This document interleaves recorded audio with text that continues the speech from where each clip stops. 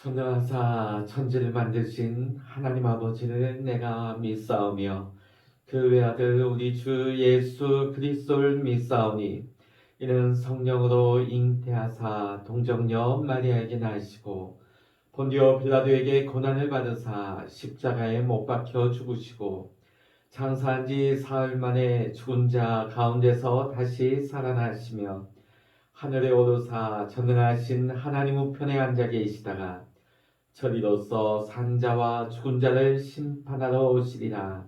성령을 믿사오며 거룩한 공예와 성도가 서로 교통하는 것과 죄를 사하여 주시는 것과 몸이 다시 사는 것과 영원히 사는 것을 믿사옵나이다. 아멘. 찬송가 210장입니다. 찬송 210장입니다. 시온 성과 같은 교회 그의 영광은 없다. 허락하신 말씀대로 주가 친히 세웠다.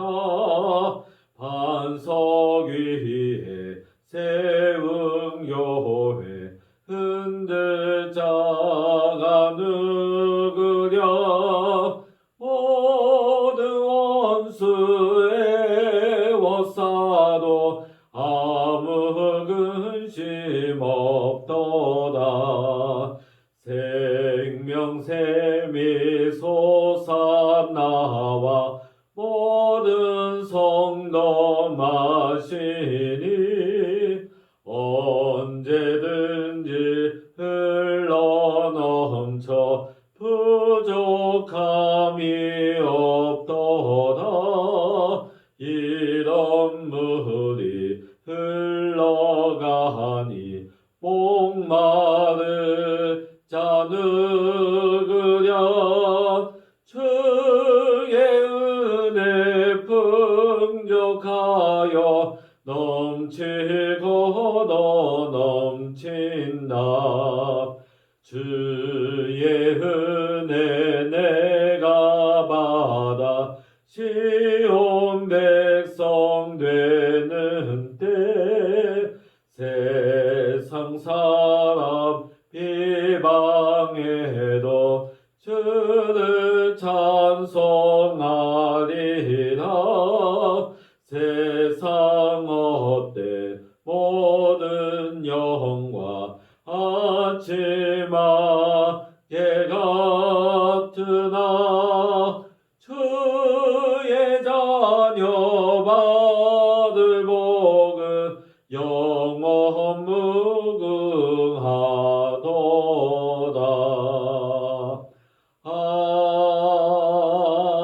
아멘.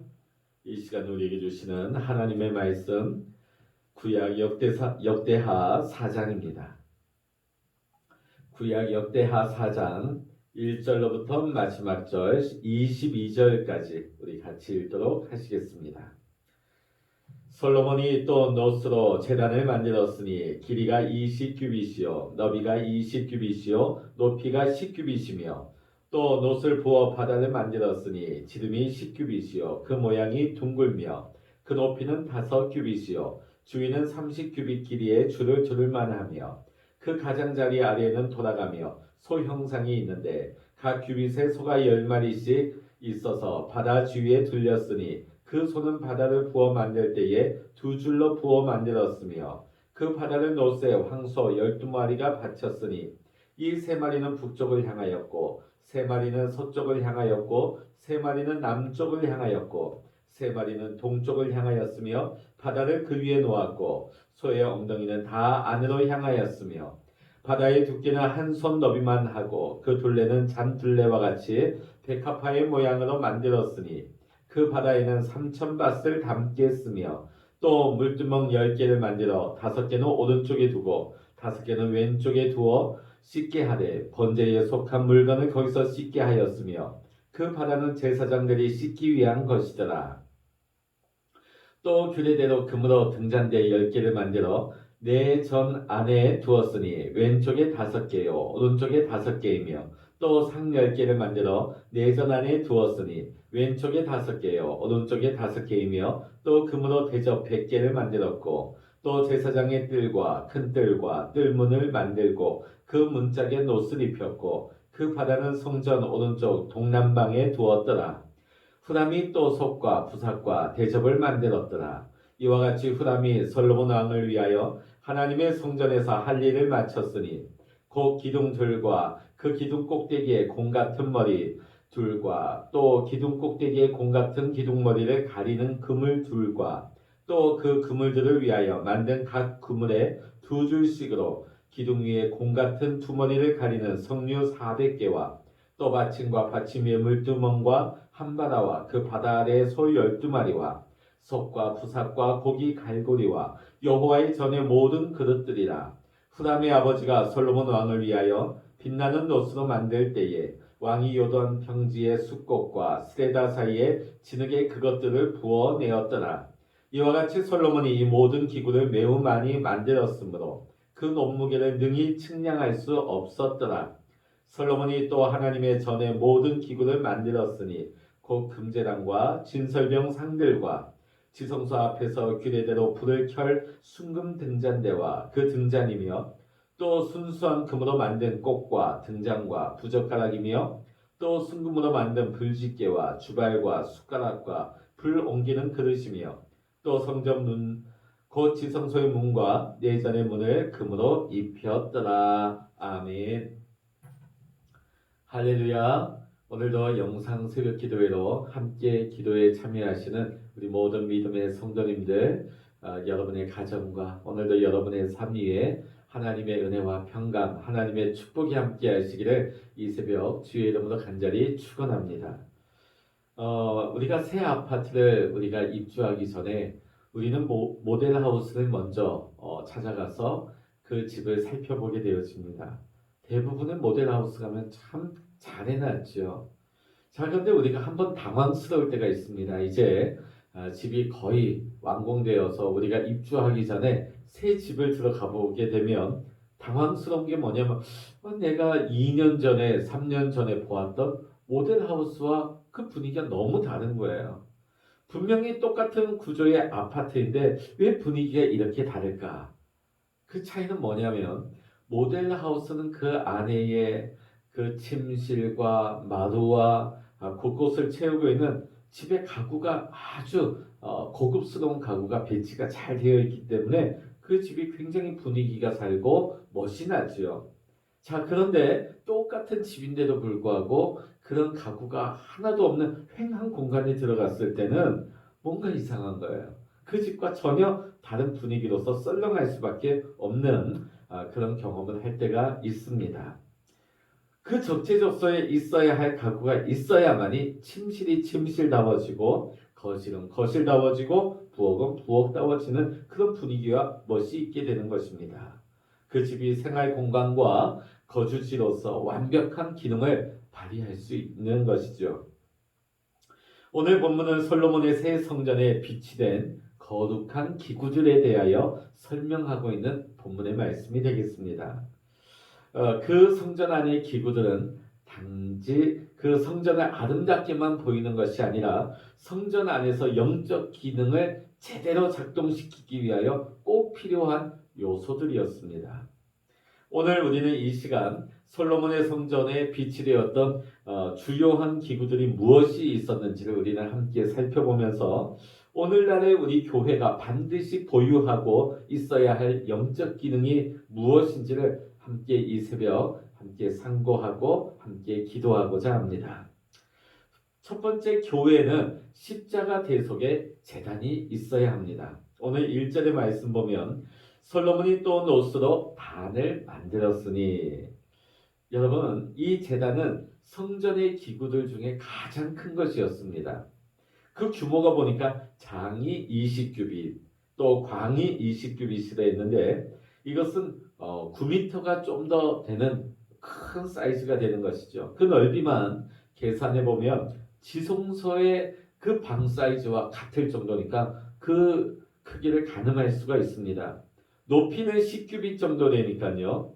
그 제단 위에 올라가기 위해서는 아마 계단을 이용해서 올라갈 만큼 큰 규모였을 것으로 우리는 짐작할 수가 있습니다.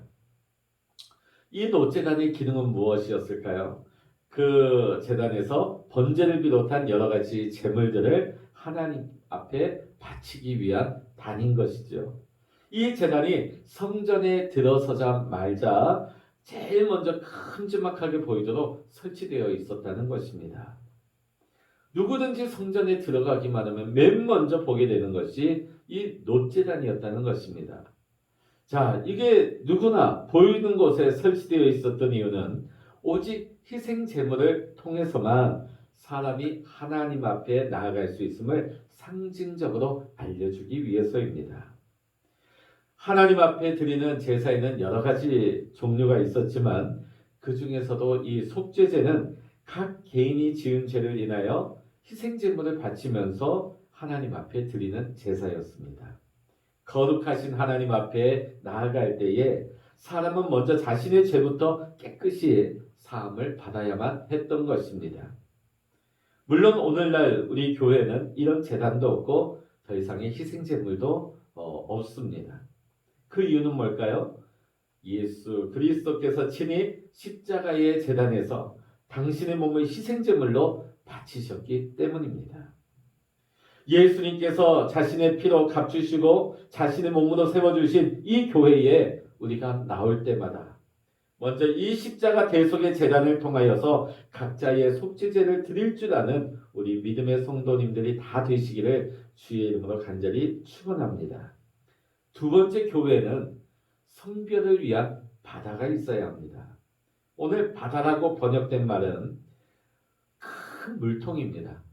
말 그대로 바다와 같이 많은 양의 물을 담을 수 있는 큰 물통입니다. 자, 그 가장자리는 소 모양의 장식이 삥 둘러져 있고요. 동서남북으로 3마리씩의 그 소 12마리의 소가 받침대가 되는 것입니다. 3마리씩. 그래서 12마리가 동서남북으로. 이 바다의 이 물통의 용량은 오늘날의 그 용량으로 따지면 5,000리터의 물이 한꺼번에 들어갈 수 있었다고 합니다. 여기에 담긴 물을 가지고 제사장과 레위인들이 정결 의식을 행할 때에 사용했던 것입니다. 성전에서 봉사하는 모든 사람들은 성물을 감당하기 전에 먼저 이 바다의 물을 가지고 자기 몸을 씻음으로 말미암아 성결하게 해야 했던 것입니다. 오늘 우리는 교회 다닌다고는 하지만 신앙생활하기 이전의 삶과 이후가 아무런 차이가 없는 사람들이 있습니다. 우리가 매주일 교회 나와서 우리가 말씀을 듣기는 듣지만 그 삶 속에서 그리스도를 닮아가는 성화, 변화가 전혀 없는 교인들이 없잖아 있습니다. 진정 우리가 구원의 확신을 얻은 성도라고 한다면 우리는 필연적으로 성화의 단계로 나아갈 수 있어야 하는 것입니다. 십자가 대속의 제사를 통하여서 하나님 앞에 나아가는 성도는 장차 예수님과 친히 얼굴과 얼굴을 맞대며 만나 뵙게 되는 그날까지 우리는 이 땅에 살아가면서도 우리가 기도하면서 말씀을 통하여 예배를 통하여 점점 더 주님을 닮아가는 거룩의 모습으로 변화되어져야 되는 거예요. 교회 중심의 삶을 통하여서 우리의 생활이 날마다 거룩한 변화가 일어나게 될 때 이러한 거룩한 체험을 하는 성도들이 되어야 할 줄로 믿습니다. 세 번째로, 교회는 성령 조명의 등대가 있어야 하는 것입니다. 모세의 성막 안에 오직 한 개의 등대만이 있었습니다. 가지가 7으로 갈라진 등대 하나만이 있었죠. 근데 솔로몬의 성전에는 하나님의 지시에 따라서 10개의 등대가 성전 안의 좌편에 또 우편에 각각 5개씩 서로 마주보게 하여 설치했던 것입니다. 비록 개수는 달라졌지만 의미는 동일한 것입니다. 교회가 성령의 조명을 통하여 진리를 깨닫고 세상을 향하여서 그 빛을 발하는 믿음의 공동체가 되어야 함을 오늘 이 성전 안의 등대는 의미하고 있는 것입니다. 솔로몬의 성전 안에 등대에 불이 켜져 있지 않으면 깜깜할 수밖에 없는 것처럼 교회도 성령의 조명을 받지 아니하면 결코 세상에 빛이 될 수가 없는 것입니다. 그렇다면 이 성령의 조명은 어떻게 우리가 받을 수 있을까요? 신구약 66권의 말씀을 통하여서 오늘날의 교회는 성도들의 심령은 그 성령의 조명을 받게 되는 것입니다. 오늘 이 성경 66권의 말씀을 통해서 오늘 성령님께서는 우리를 비춰주시는 것이지요.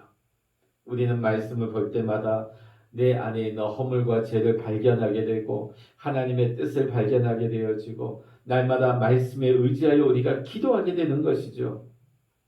오늘 솔로몬의 성전에 이 등대가 설치되었던 것처럼 오늘 우리 교회 역시 성령의 조명을 받아서 이 어두운 세상을 밝힐 수 있는 산 위의 등대가 될 수 있는 빛을 발하는 교회, 빛을 발하는 믿음의 성도 여러분이 다 되실 수 있기를 주의 이름으로 간절히 축원합니다. 네 번째로 교회는 헌신을 위한 진설병의 상이 되어야 합니다. 여기서 상이란 뭘까요? 진설병을 차린 말 그대로의 상을 말합니다. 모세의 성막 안에는 이 상도 하나밖에 없었습니다. 자, 그러나 솔로몬의 성전에는 등대와 마찬가지로 이 개수가 상이 10개로 늘어나게 되었습니다. 10개의 등대 앞에 각각 하나씩 좌측에 5개, 우측에 5개, 이 등대들 앞에 진설병의 상들이 하나씩 배열이 되어 있었습니다. 출애굽기 25장 30절의 말씀을 보면 하나님께서 모세에게 성막에 그 식양을 지시하시면서 상 위에 진설병을 두어 항상 내 앞에 있게 할지니라 말씀하셨습니다. 이 진설병은 뭐냐면 이것을 그대로 직역을 하게 되어지면 얼굴 앞에 차려진 떡이다. 하나님 앞에 차려진 떡이라는 것이 항상 내 앞에 있게 하라. 이 상에는 12개의 떡을 매 안식일마다 새 것으로 바꾸어서 항상 그 상 위에 차려놓게 되어 있습니다. 이 진설병이 의미하는 바가 무엇일까요? 이것은 이스라엘 12지파가 항상 하나님의 면전 앞에 바쳐진 삶을 살아야 한다는 것을 의미하는 것입니다. 모든 이스라엘 백성은 각자가 매일 자신의 삶을 하나님 앞에 헌신함으로 말미암아 날마다 하나님과 교통하며 하나님과 동행하는 삶을 살아야 했던 것이지요. 이 진설병의 상이 등대와 짝지어서 설치되어져 있다는 것도 의미심장한 것입니다. 성령의 조명을 받는 성도는 자신의 삶 전체를 하나님 앞에 바치게 되어 있다는 것입니다. 이것 역시 오늘날의 교회가 발휘해야 할 중대한 영적인 기능인 것입니다. 교회는 하나님께서 일방적으로 베풀어 주시는 은혜만 받고 끝나는 곳이 아니에요. 은혜만 받고 끝나면 안 되는 것입니다. 하나님과 믿음의 성도님들 사이에 서로 상호 교류가 있어야 되는 것입니다. 교회는 하나님과 동거하고 하나님과 만나고 하나님과 교통하는 집이 되어야 하는 것입니다. 그런 까닭에 우리가 강단에서 선포되어지는 하나님의 말씀을 우리가 들었으면 그것이 내 삶에 적용되고 그 은혜가 내 삶 속에서 체험이 되어져야 하는 것입니다. 구원의 진리를 정말 뜨겁게 감사드리는 마음으로 우리의 마음으로 받았다면 그것은 우리가 봉사와 충성으로 나타나야 하는 것이 지극히 마땅한 것입니다. 오늘 이 4장의 말씀을 통해서 당과 바다, 등대와 상을 보았습니다. 어떻게 보면 그 성전을 채우는 아름답게 만든 최고의 인테리어이죠. 그뿐만 아니라 영적인 기능을 제대로 발휘하게 만들어지는 필수적인 성전의 기구들이었습니다. 오늘날의 교회 역시 이 4가지 필수 기구를 갖추지 못하면 뭐가 될까요? 무미건조한 그냥 건물로서의 교회가 되고 마는 것입니다. 그냥 예배 보러 다녀오는 그냥 건물이 되고 만다는 얘기죠. 오늘 사랑하는 믿음의 성도 여러분, 우리가 예배 드리러 우리가 성전에 나올 때마다 대제사장 예수 그리스도의 희생 제물을 통하여 내 죄가 용서받고 내가 거룩하니 너희도 거룩하라는 하나님의 말씀대로 날마다 주님을 닮아갈 수 있는 성화의 삶을 우리는 살아가야 될 줄로 믿습니다. 또한 우리는 구원의 감격에 감사하면서 내 삶의 전부를 관제와 같이 바쳐서 충성하는 것이 오늘 이 교회를 솔로몬의 성전보다 더 아름답게 세우는 길인 줄로 믿습니다. 오늘 우리 해운대 중앙교회가 건물로서의 교회로만, 모임체로서의 교회로만 존재하는 것이 아니라 십자가 대속의 은혜와 성령의 조명을 받아 날마다 우리 성도들이 성화되어지고 온전한 헌신을 통하여서 날마다 주님의 몸된 이 제단이 더 아름답게 빛나는 교회, 하나님의 영광이 충만한 교회, 또 이 교회를 통하여서 날마다 하나님과 교통하며 하나님을 만나며 하나님의 은혜를 체험할 수 있는 우리 모든 믿음의 성도님들이 다 될 수 있기를 이 시간 주의 이름으로 간절히 축원합니다. 기도하시겠습니다. 할렐루야. 하나님 아버지, 오늘 솔로몬의 성전이 아름다운 성전의 기구들로 채워지고 이 성전 기구 하나하나마다 영적인 의미가 있는 것을 보게 되었습니다.